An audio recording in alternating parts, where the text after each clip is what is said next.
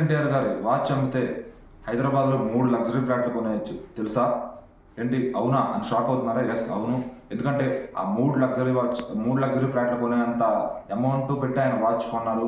ఆయనకు watch collection అంటే ఇష్టం అని ఎన్నో ఇంటర్వ్యూలు ఆయన చెప్పుకుంటూ వచ్చారు. ఎక్కడికి వెళ్ళినా, ఏ దేశానికి వెళ్ళినా, మన దేశమనే కాదు విదేశాలకు వెళ్ళినా, టూర్లకు వెళ్ళినా అక్కడెక్కడైనా వాచెస్ కనపడితే కొనేస్తూ ఉంటాను. అక్కడ ఏదన్నా నాకు కొత్తగా ఒక బ్రాండ్ కనిపిస్తే దాన్ని వదలను. వాచ్ పెట్టుకోవడం అంటే నాకు చిన్నప్పటి నుంచి ఇష్టం అని ఆయన ఎన్నో సందర్భాల్లో చెప్పుకుంటూ వచ్చారు. అంటే ఆయనకు వాచెస్ అంటే ఎంత ఇష్టం మనకు తెలుస్తుంది. ఇక్కడ ఏ బ్రాండ్ అయినా సరే, ఎంత ఖరీదైనా సరే కొంటారు. ఈరోజు ఆయన నార్మల్ యంగ్ టైగర్ నుంచి, నార్మల్ స్టార్ నుంచి గ్లోబల్ స్టార్గా ఎదిగారు. రాబోయే సినిమాలకి దాదాపుగా 90 నుంచి 100 కోట్ల పైన అలా రెమ్యునేషన్ తీసుకోబోతున్నారు సినిమా లెంత్ పరిధిని బట్టి.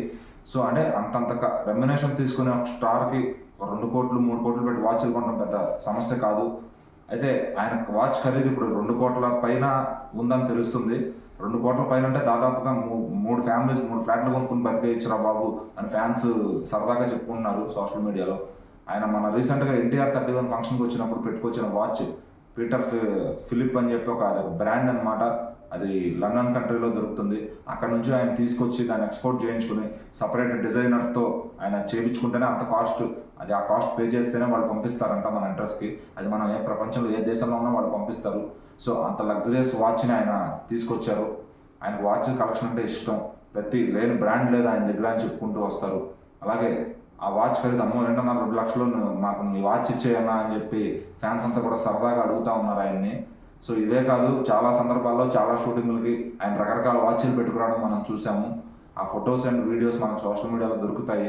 అలాగే ఆయన ప్రత్యేకంగా ఈ వాచ్ చాలా సెంటిమెంట్ బాగా కలిసి వచ్చింది. ఇది కొన్నాక ఎక్కడికి వెళ్ళినా కూడా మంచి, అంటే ఆయన వాచ్లో కానీ, కొంతమంది వేసుకునే సూట్స్లో కానీ, కొంతమంది వేసుకునే షూస్లో కానీ, పెట్టుకునే క్యాప్లో కూడా వాళ్ళకి అదృష్టం కలిసి వస్తుందని నమ్ముతారు. సో ఆయనకి వాచ్ వచ్చినాక కొద్దిగా అదృష్టం కలిసి వచ్చిందని ఆయనే నమ్ముతున్నారంట.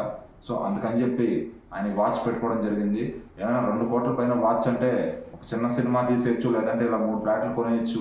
అన్న నీ వాచ్ మాకు ఇచ్చే అన్న, మేము నీ గుర్తుగా ఉంచుకుంటాం, మా లైఫ్లు సెటిల్ అయిపోతాయి అని అదేదో సినిమాలో లాగా ఆయన అడుగుతూ ఉన్నారు. సో మరి ఇలాంటి వాటిపైన ఫ్యాన్స్ కోసం ఆయన ఏమైనా స్పందిస్తారు?